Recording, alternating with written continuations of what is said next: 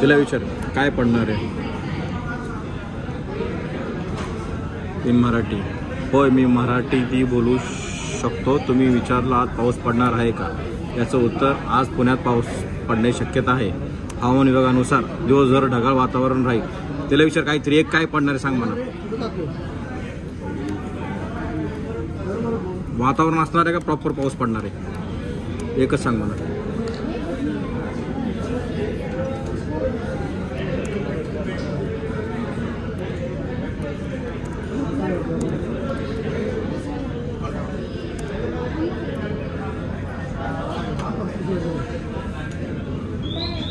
हो, आज पुण्यात पाऊस पडण्याची शक्यता आहे.